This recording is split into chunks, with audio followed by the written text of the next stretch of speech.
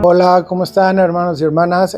Bienvenidos a esta nueva clase de Ven, Sígueme, en la cual analizaremos pues la conclusión de esta gran historia de la liberación del pueblo de Israel, dirigidos por Moisés, lo que ocurrió, el desenlace final cuando el faraón y sus ejércitos fueron a perseguir al pueblo de Israel, cómo el Señor los liberó de manera milagrosa, dividiendo las aguas del Mar Rojo, y después lo que aconteció en el transcurso en el desierto hacia la tierra prometida, como el Señor también obró varios milagros para que el pueblo de Israel fuera sostenido de manera temporal en su alimentación y también en cuanto al agua que necesitaban consumir.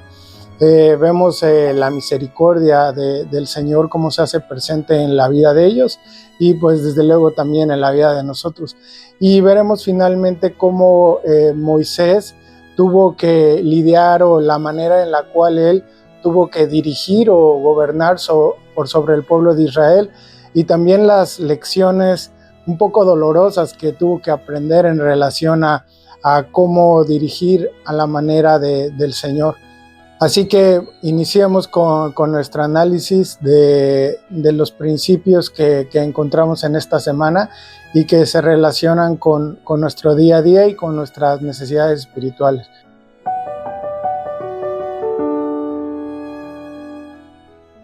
Iniciaremos leyendo el capítulo 16 de Éxodo, de los versículos 26 al 28. En los 6 días lo recogeréis, pero el séptimo día es el día de reposo, en el cual no se hallará. Y aconteció que algunos del pueblo salieron en el séptimo día a recoger, y no hallaron nada. Y Jehová dijo a Moisés: ¿hasta cuándo rehusaréis guardar mis mandamientos y mis leyes? Y también el versículo 29 dice: mirad que Jehová os dio el día de reposo, y por eso os da en el sexto día pan para 2 días. Quédese pues cada uno en su lugar, y nadie salga en su lugar en el séptimo día. Así el pueblo reposó el séptimo día. Entonces, ¿qué palabras tan duras habla el Señor por medio de Moisés? Dice en el versículo 28, ¿hasta cuándo rehusaréis guardar mis mandamientos y mis leyes? Entonces, bueno, nos habla de cómo el Señor les instruye, les manda y les ordena guardar el día de reposo, y vemos cómo el pueblo de Israel no estaba obedeciendo. Entonces, ¿de qué manera está ocurriendo eso en nuestras vidas? ¿Le estamos dando la relevancia correcta y el lugar correcto al día de reposo? ¿Qué está pasando en nuestras vidas hoy en día en relación a este principio?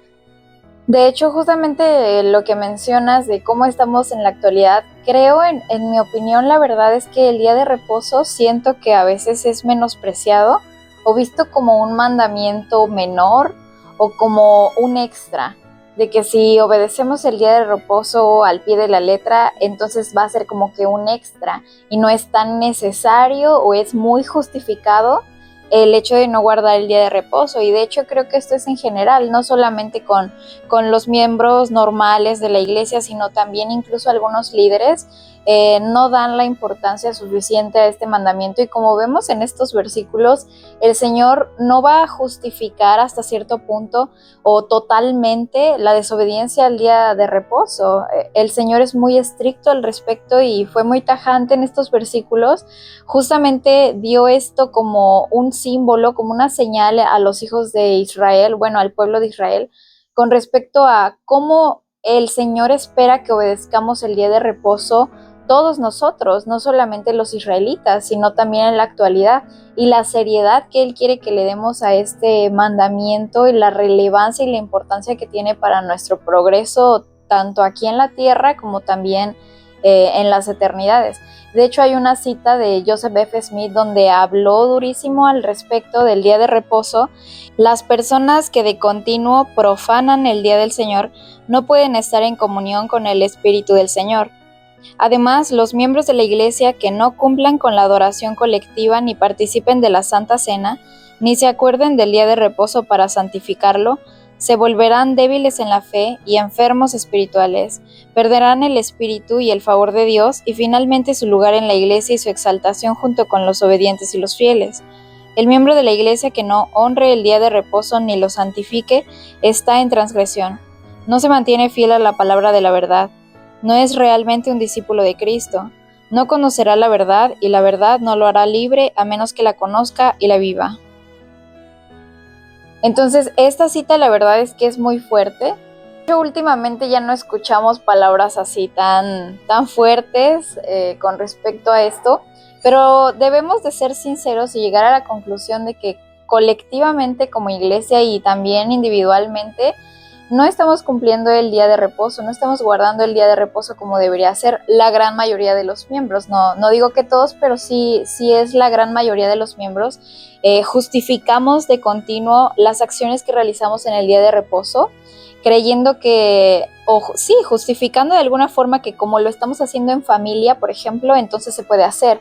Cuando en realidad sabemos que, por ejemplo, las actividades deportivas, el ir a una carrera, a un evento deportivo, ver una final de fútbol o de cualquier equipo, como lo estamos haciendo en familia, entonces sí podemos hacerlo en el día de reposo.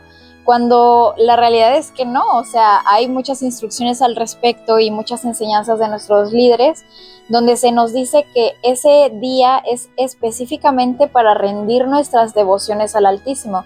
Y no solamente los líderes, sino tal cual lo dicen las Escrituras en Isaías 59 y también en Doctrina y Convenios 59, se menciona que es un día que se ha reservado para rendir esas devociones al Altísimo.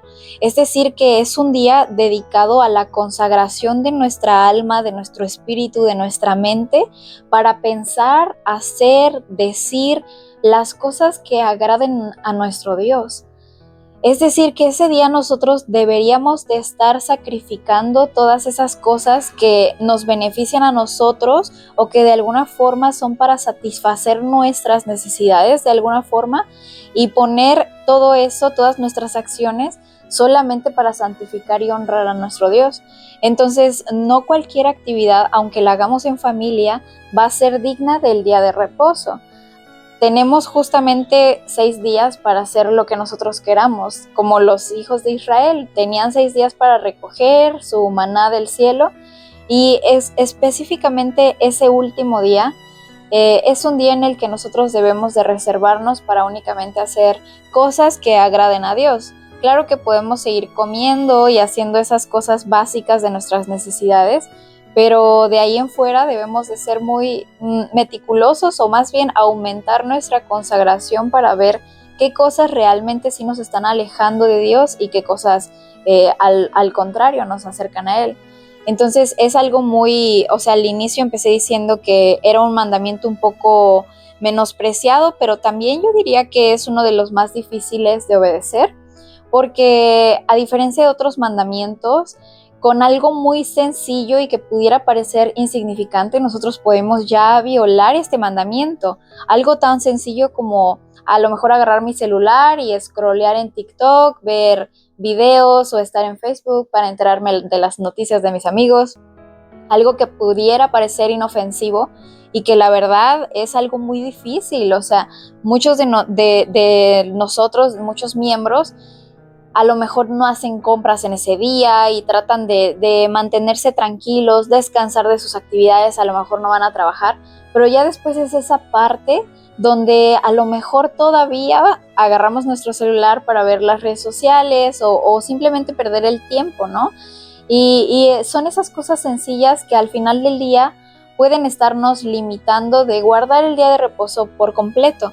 Y como siempre les hemos dicho en nuestros videos, el Señor no espera que seamos perfectos de un día para otro.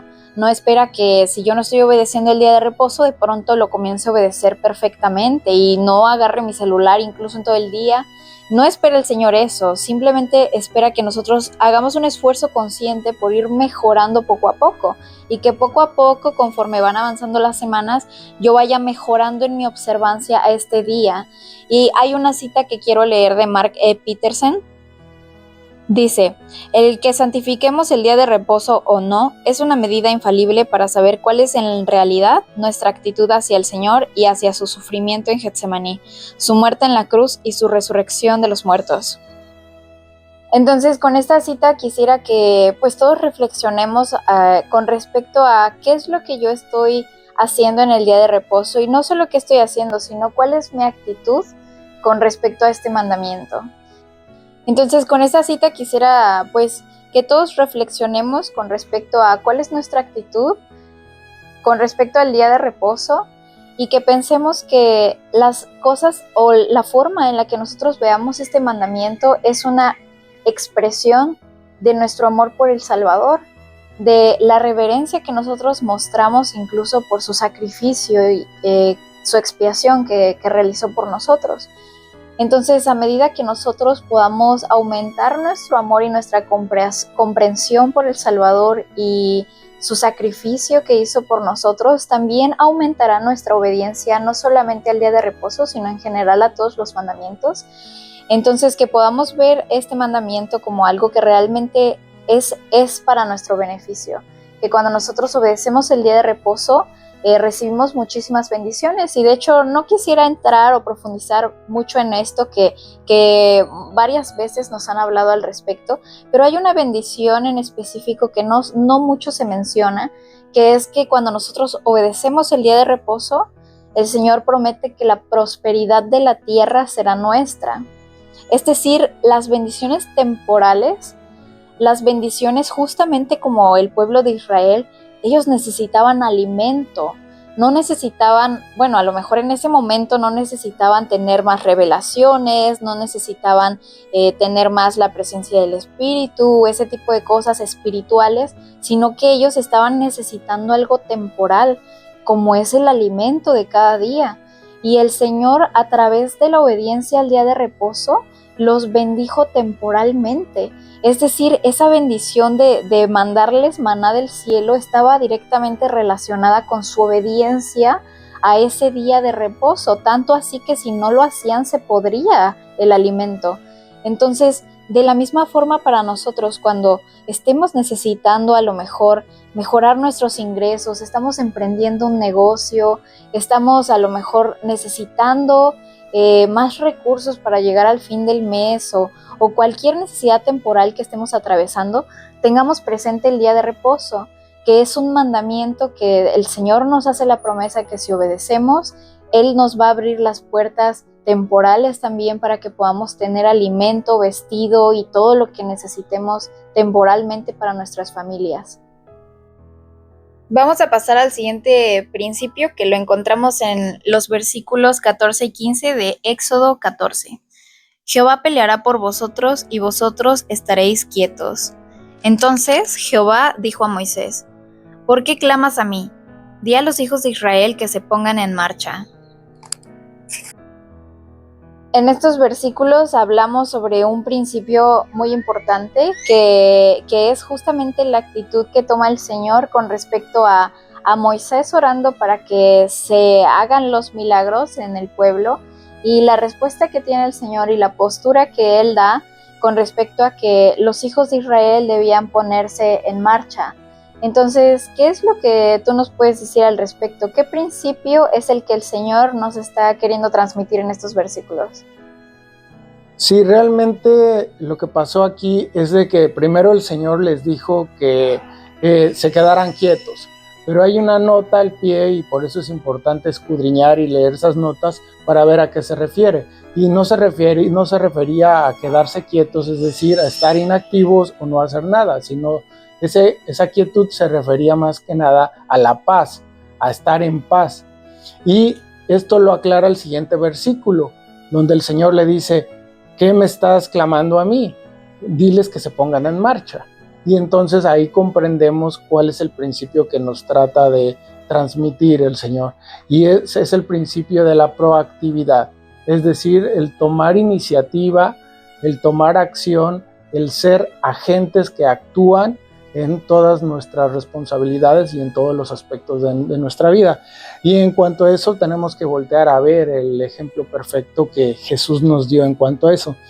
Dice ahí en el relato de la creación, en Abraham capítulo 3, nos habla sobre cuando se presentó el plan de salvación a todos los hijos de Dios, y veamos la postura que asumió Jesucristo en cuanto a eso.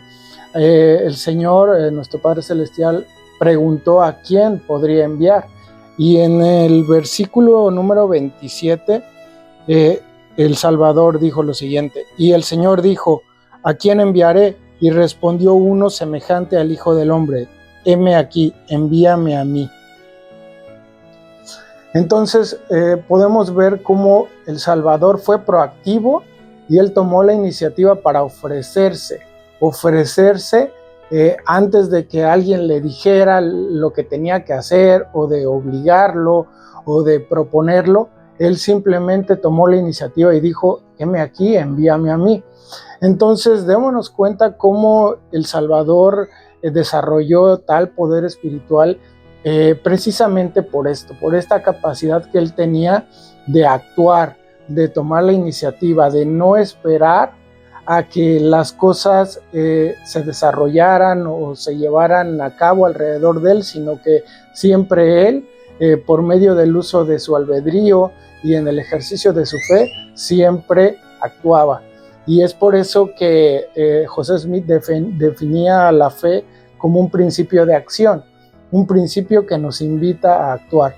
Entonces, realmente aquí la enseñanza es esa, y el Señor lo confirmó también en estos últimos días a José Smith. En la sección 58 dice lo siguiente: porque aquí no conviene que yo mande en todas las cosas, porque el que es compelido en todo es un siervo perezoso y no sabio, por tanto no recibe galardón alguno. De cierto digo que los hombres deben estar anhelosamente consagrados a una causa buena y hacer muchas cosas de su propia voluntad y efectuar mucha justicia, porque el poder está en ellos, y en esto vienen a ser sus propios agentes. Y en tanto que los hombres hagan lo bueno, de ninguna manera perderán su recompensa. Mas el que no hace nada hasta que se le mande y recibe un mandamiento con corazón dudoso y lo cumple decidiosamente, ya es condenado. Entonces esto precisamente nos confirma sobre este principio espiritual y este atributo de Cristo que debemos desarrollar nosotros en nuestra vida, que es la proactividad. Y entonces reflexionemos en cuanto a esto. ¿Qué tan proactivos somos, o qué tanto cambiaría nuestra vida y nuestras circunstancias en todos sus aspectos si nosotros fuéramos más proactivos? Pensemos, por ejemplo, en el hogar.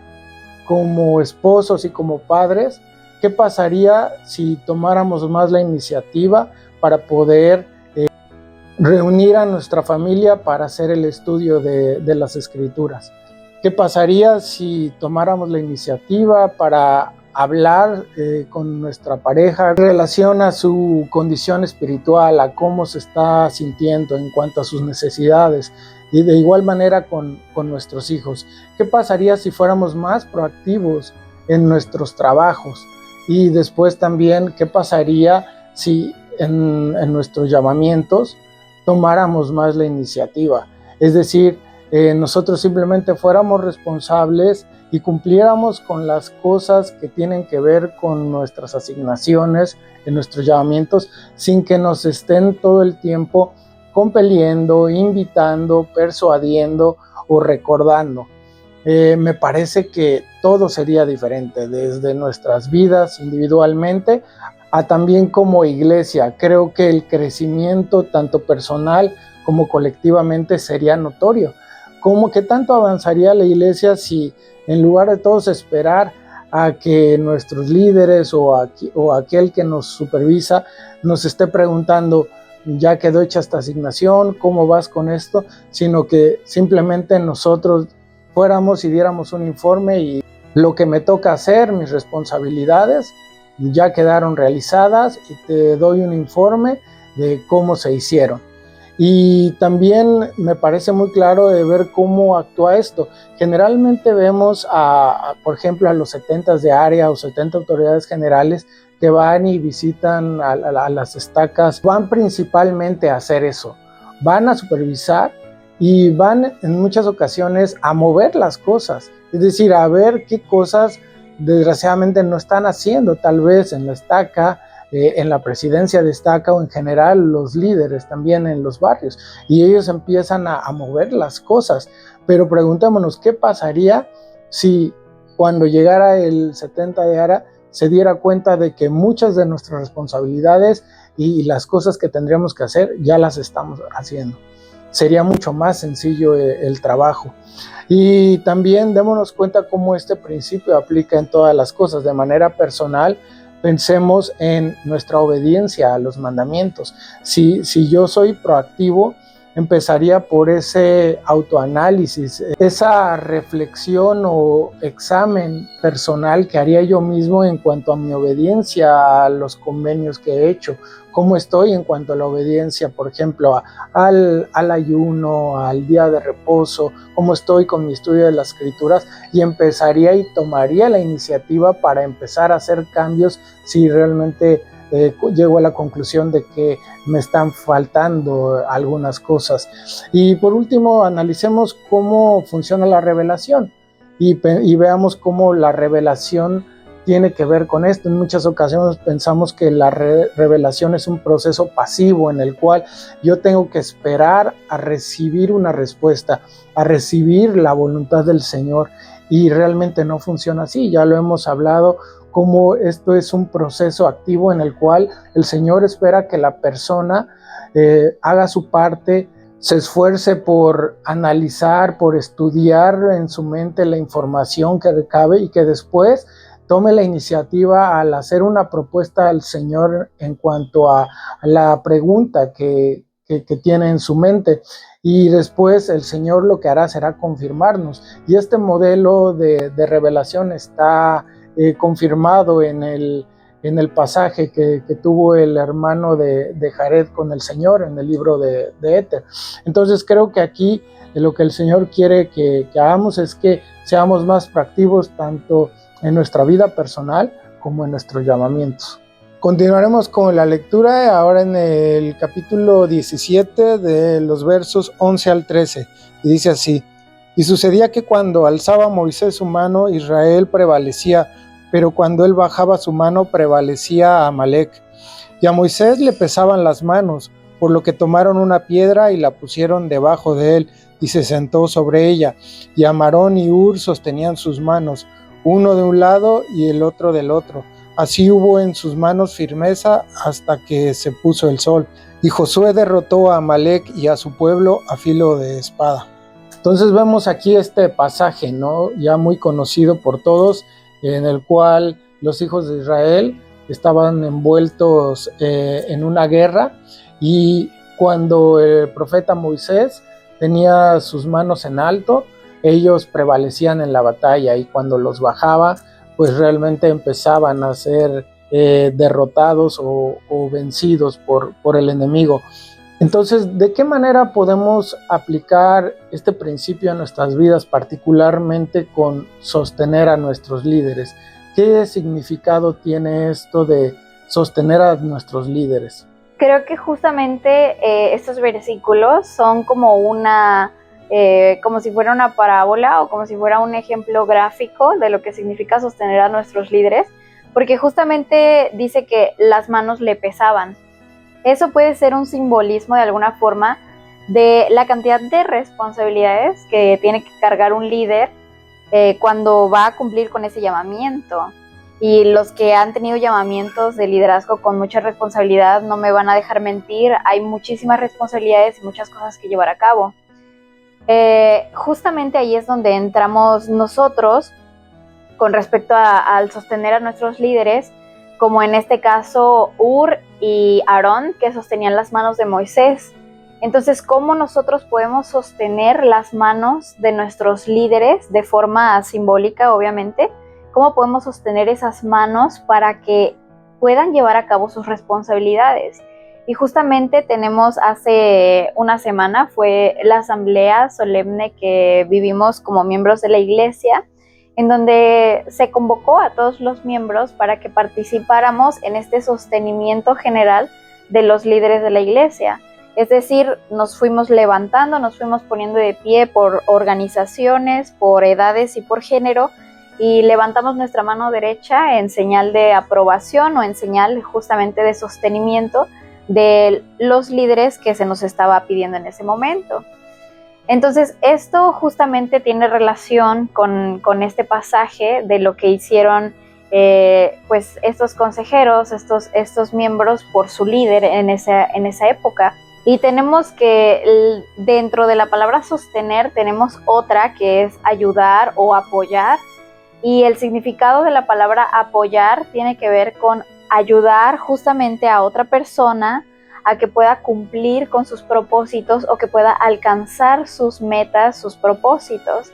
Entonces, en ese sentido, cuando nosotros sostenemos a un líder, lo que estamos haciendo no es nada más sostenerlo con nuestra mano, o no es un voto, no es como una votación. Cuando nosotros sostenemos a un líder, más que la acción de levantar nuestra mano derecha, es nuestras acciones con respecto a cómo vamos a sostener a ese líder, es decir, qué tanto vamos a ayudar y apoyar a ese líder a que pueda cumplir con sus responsabilidades o a que pueda lograr sus propósitos como líder en la iglesia.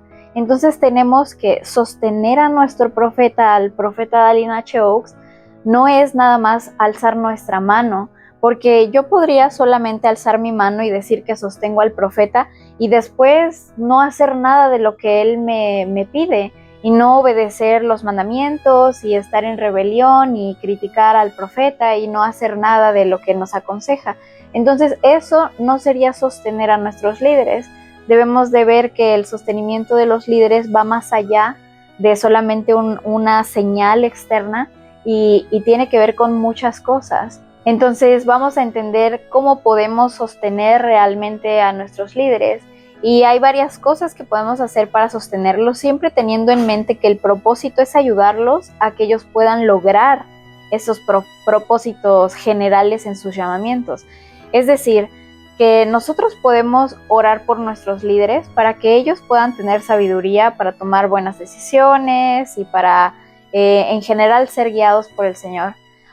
Además de eso, nosotros también podemos tomar esa responsabilidad de aconsejar incluso a nuestros líderes. Entonces debemos dejar de ver como que el aconsejar a un líder es como una especie de apostasía personal o de rebeldía, en la cual uno desde el orgullo observa los errores en sus líderes. En realidad no es así. El aconsejar, cuando se hace desde el amor y desde el deseo justamente de hacer que ese líder cumpla con sus propósitos y pueda llevar a cabo sus responsabilidades, entonces un consejo bien dirigido y bien inspirado puede ayudar justamente al líder y en general a la persona humilde a poder progresar y salir adelante. Entonces incluso el dar consejos también ayuda a sostener a nuestros líderes, o es una expresión en la cual nosotros sostenemos a nuestros líderes.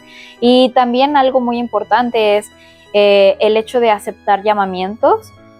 Cuando nuestro obispo nos extiende un llamamiento, nosotros sostenemos a nuestro obispo pues aceptando justamente cumplir con esa responsabilidad, no solamente aceptar, sino llevar a cabo la responsabilidad, la asignación, el llamamiento que nos están dando, para que de esa forma nosotros podamos aliviar en esas responsabilidades generales del líder que nos está extendiendo esa oportunidad de servir.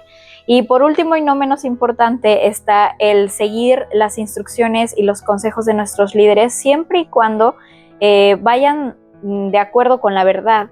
Debemos de quitarnos esa idea que muchas veces tenemos como en la iglesia con respecto a que si un líder nos está diciendo que hagamos algo, nos está aconsejando a lo mejor en una entrevista que hagamos algo, Pensar que debemos de ser totalmente tajantes y obedientes al 100% sin ponernos nosotros a pensar con respecto a lo que nos están diciendo o aconsejando nuestros líderes. Y digo que tenemos que cambiar el pensamiento porque muchas veces vemos justamente que la gran mayoría de miembros piensa que el líder siempre está hablando como portavoz de Dios. Y muchas veces no es así. Muchas veces nuestros líderes van a hablar desde su experiencia personal, desde su opinión personal, desde sus desde sus opiniones, y no siempre va a ser una postura verdadera o correcta en la iglesia como tal o dentro de los principios del evangelio. Y en ese sentido nosotros no podemos ser simplemente seguidores ciegos en los cuales hagamos y apliquemos todo sin primero nosotros buscar esa revelación y esa confirmación espiritual del Señor con respecto a lo que nos están diciendo nuestros líderes. Entonces, sostener a nuestros líderes sí es de alguna forma seguir sus instrucciones, pero siempre tenemos que tener ese filtro nosotros de buscar una confirmación espiritual con respecto a la instrucción o consejo que nos está dando nuestro líder. De hecho, hay una cita que quiero compartir para finalizar este tema de Brigham Young con respecto a justamente los consejos o las cosas que nos dicen nuestros líderes. Temo que este pueblo tenga tanta confianza en sus líderes que no pregunte por sí mismo a Dios si Él es su guía. Temo que se contenten con alcanzar un estado de seguridad ciega, poniendo su destino eterno en manos de sus líderes con una confianza negligente, que por sí misma frustraría los propósitos de Dios respecto a su salvación y debilitaría su capacidad de apoyar a sus líderes si supieran por sí mismos, mediante la revelación de Jesucristo, que son guiados por la senda correcta. Que cada hombre y mujer sepa, por la inspiración del Espíritu de Dios a su propia persona, si sus líderes caminan por el sendero que el Señor dicta o no. Entonces aquí nos está diciendo el presidente Brigham Young que es nuestra la responsabilidad de sopesar y de buscar revelación con respecto a los consejos e instrucciones que nos den nuestros líderes. Es decir, que nosotros sí debemos de escuchar, estar atentos a sus palabras y considerar todas sus palabras, y después por nosotros mismos buscar esa revelación y buscar esa alineación con el Señor para saber si esas palabras que me dijeron son buenas para mí, son de provecho para mí, es lo que el Señor realmente ha revelado a través de sus verdades. Y entonces llegaremos a una conclusión y entonces obedeceremos, porque debo de decir que algunas veces podemos incluso recibir algún consejo de un líder que a lo mejor no era correcto, y vamos a conocer algunas personas que hicieron lo que el líder les estaba diciendo, no fue lo correcto, y después se enojaron con ese líder, se inactivaron, se alejaron de la iglesia, porque dijeron, ¿cómo si es el líder y yo lo estoy sosteniendo y estoy cumpliendo y haciendo lo que él me aconsejó? ¿Por qué entonces no fue la cosa correcta? ¿Por qué salió todo mal?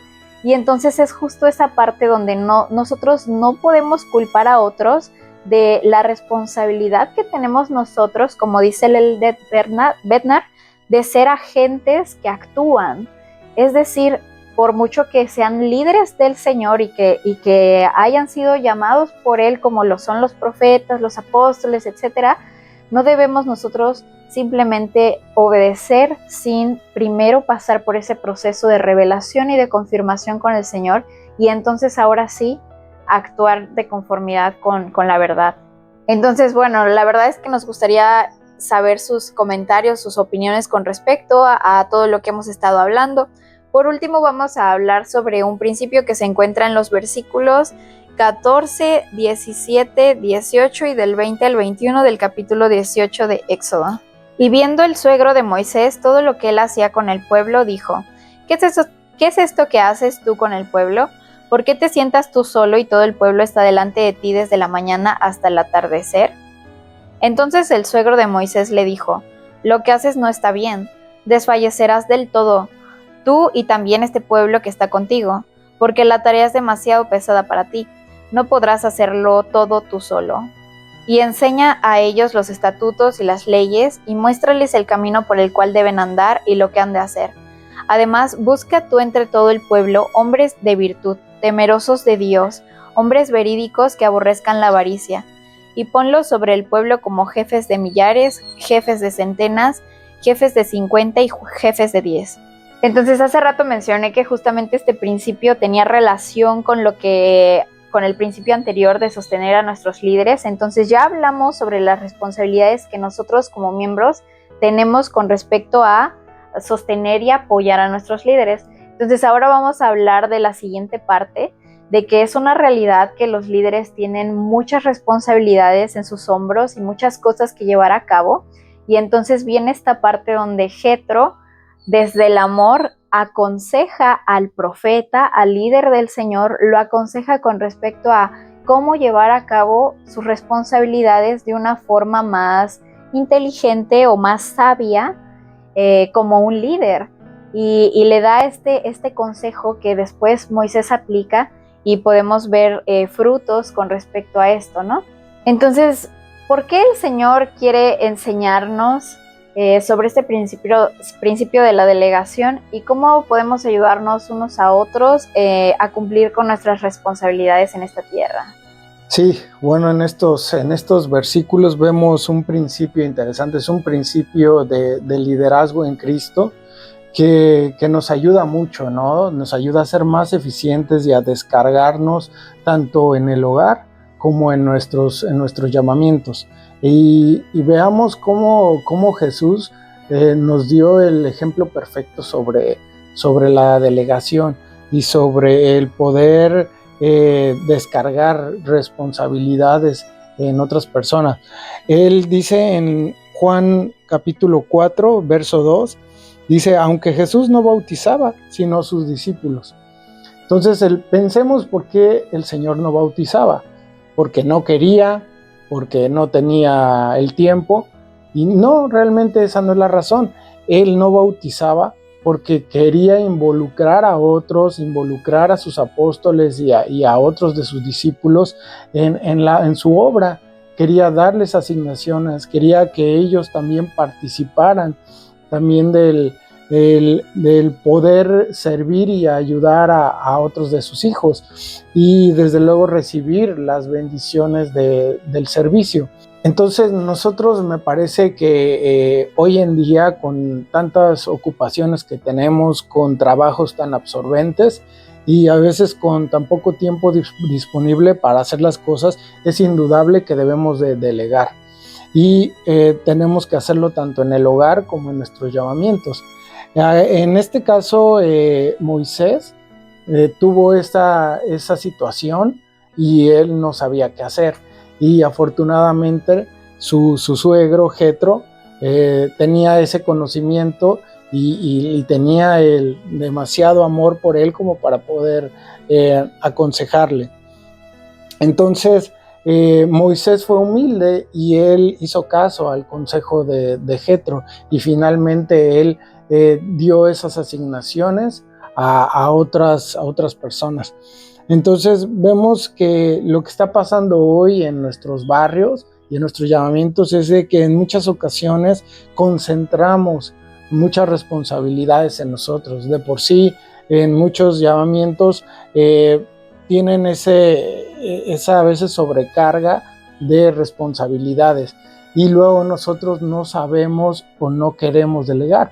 Pensamos que es nuestra responsabilidad y que nosotros tenemos que hacerlo y que tenemos, como dice ahí, morir o desfallecer en el intento y es la parte que nosotros debemos de sacrificar y que nos tiene que doler y que en ocasiones pensamos que así debe de ser y no es así. Realmente la delegación tiene como propósito hacer más eficiente la obra del Señor, a hacerla más ágil, que la obra avance más rápido y en segundo término, y yo creo que es la razón principal, es que permitamos darle oportunidades a otras personas para que progresen, para que se desarrollen y para que puedan cultivar atributos divinos y aprendan por medio de esas responsabilidades. Entonces, tanto lo primero que hablaste de sostener a nuestros líderes aceptando estas oportunidades de servicio, pero aquí entra la parte donde los líderes deben de ser sabios para ser capaces de delegar, darse cuenta de esa necesidad y saber que tienen que hacerlo. Por un lado también estamos padeciendo este fenómeno en el cual como miembros no estamos aceptando llamamientos, pero paradójicamente también está ocurriendo el que hay muchos miembros dispuestos en los barrios a servir y simplemente como líderes no volteamos a ver y no pensamos en ellos y no nos preocupamos en ellos tanto como para extenderles un llamamiento. Y entonces nuevamente estamos como líderes muy sobrecargados, teniendo a varios hermanos en la banca de brazos cruzados sin poder hacer nada. Entonces tenemos que poner a trabajar a estos hermanos, darles esas oportunidades y en el proceso nosotros descargarnos de esas responsabilidades que tenemos de más.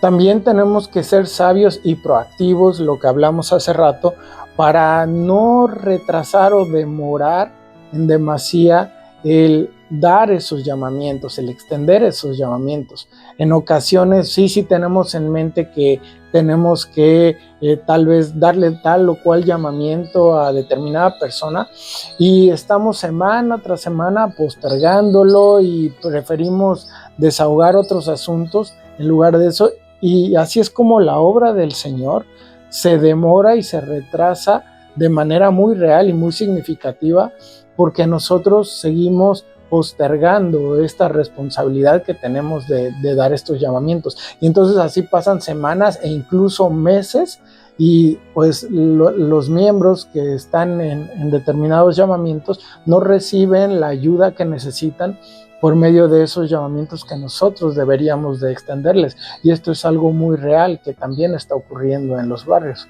Y por último, en el hogar, ¿no? También como padres, particularmente a veces ustedes como mujeres, a veces son abrumadas, ¿no? Y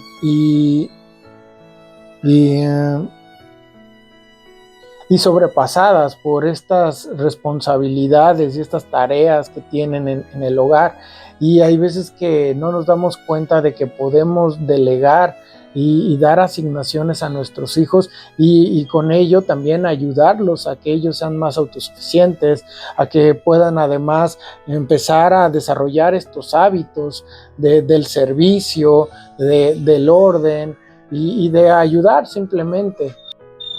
Y también enseñarles sobre este principio, particularmente sobre la delegación y cómo funciona, para prepararlos con esto, para que en lo futuro puedan ser líderes y entiendan cómo se debe de hacer. Podemos, si tenemos varios hijos, darle esa asignación para que uno de ellos pueda delegar a los otros y también sepa cómo hacerlo, sepa que tiene que también capacitarlos y que también debe de supervisar y después estar pidiendo informes al respecto. Creo que serían dinámicas muy positivas a nuestros hijos que les ayudarían a empezar a tener contacto y conocimiento de este principio desde sus primeros años y no ya hasta cuando son adultos y cuando tienen sus primeras oportunidades en la misión o como líderes, y es cuando nos pasa lo que le pasó a Moisés, que cuando conocemos o comprendemos un principio ya de manera tardía o cuando ya estamos en esa responsabilidad, pues es cuando nos vemos rebasados y a veces cometemos esos errores. Y por último también quiero hablar sobre el principio de la capacitación o de la preparación espiritual, que es muy importante. Jethro le dijo que pudiera delegar esa responsabilidad de Moisés a otras personas, a jueces, le dijo, a personas o a hombres virtuosos que estuvieran capacitados para eso, que los capacitara al respecto. Y entonces aquí quiero hablar un poco en relación a este principio o esta idea equivocada que tenemos y que pues derivó incluso de una frase del presidente Monson que dice: el Señor a quien llama capacita. Y realmente debemos de cuestionarnos o de preguntarnos si realmente es así. Es decir, todas las personas que son llamadas o a las que se les tiene un llamamiento, automáticamente por ese hecho ya están capacitadas para el llamamiento, o realmente la realidad es otra. Y el principio que el Señor nos desea que comprendamos, y el principio correcto detrás de esto, es de que sí, el Señor nos llama, pero nosotros somos el que tenemos la responsabilidad de capacitarnos. Entonces me parece que esta corrección a la clásica frase del presidente Monson me parece que tiene más sencillo y es más consistente con lo que el Señor reveló. Y este principio lo podemos encontrar en Doctrina y Convenio 107, verso 99, dice: por tanto, aprenda todo varón su deber, así como a obrar con toda diligencia en el oficio al cual fuere nombrado. El que sea perezoso no será digno de permanecer, y quien no aprenda su deber y no se presente aprobado no será considerado digno de permanecer. Así sea, amén. Entonces me parece que el principio y la verdad es clara, no es como pensamos. ¿Y por qué? Porque el pensar en esa noción equivocada de que si yo soy llamado es porque de alguna manera ya estoy preparado, nos lleva a que precisamente no nos capacitemos y no nos preparemos previamente.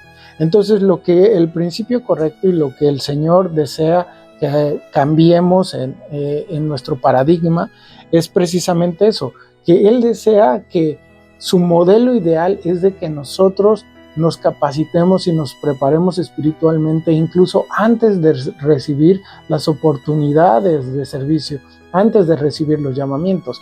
Y el ejemplo muy claro nuevamente es el Señor. Preguntémonos, ¿realmente el Señor fue alguien que se le llamó y que después en el proceso hizo lo que pudo para prepararse? ¿O Él se preparó antes de esta misión y de este llamamiento que tenía? Se preparó antes de su ministerio espiritualmente y se capacitó para poder llevar a cabo todo lo que tenía que hacer. Creo que la respuesta es muy obvia. La respuesta es sí, Él se preparó tanto en la preexistencia como terrenalmente antes de su ministerio. Entonces, ¿por qué nosotros seguimos el modelo contrario, el modelo equivocado de no prepararnos? Y ya incluso a veces cometemos el error de, incluso ya estando en el llamamiento, seguimos sin capacitarnos, sin prepararnos, seguimos sin leer los manuales, seguimos sin tratar de aprender de las escrituras. Entonces, realmente vemos que en muchos casos esto realmente repercute en el progreso y en el desarrollo de la obra, y sobre todo en la toma de decisiones. Desde luego que si no tenemos ese conocimiento previo, pues desde luego tomaremos decisiones equivocadas, y eso me parece que todos nos ha tocado ver. Entonces, ¿cómo cambiaría la iglesia, la obra del Señor? ¿Qué tanto se aceleraría si nosotros tratáramos de ser más diligentes a poder prepararnos con fe? Es decir, nosotros poder confiar en que el Señor simplemente, si nosotros hacemos nuestra parte, Él después utilizará esos esfuerzos de preparación que nosotros hagamos para después darnos esas oportunidades para poder ayudar a sus hijos. Entonces, por eso queremos extenderles una invitación a todos, y creo que sería un ejercicio muy positivo que podamos desde el día de hoy empezar a leer y escudriñar los manuales, el manual general de la iglesia, y podremos descubrir verdades increíbles, o podemos descubrir qué es lo que el Señor espera para cada uno de nosotros en nuestros llamamientos, que hay veces que lo ignoramos, pero no solo eso, también para saber cómo funciona su obra, y nos daremos cuenta de muchos principios que antes ignorábamos y que ahora nos damos cuenta de que sabemos, o de cosas que estábamos haciendo de una manera diferente o de manera equivocada, y que ya después de leer el manual entendemos cómo se deben de hacer o el por qué debemos de hacerlas. Y eso, les prometo, va a ser realmente la diferencia en nuestros llamamientos.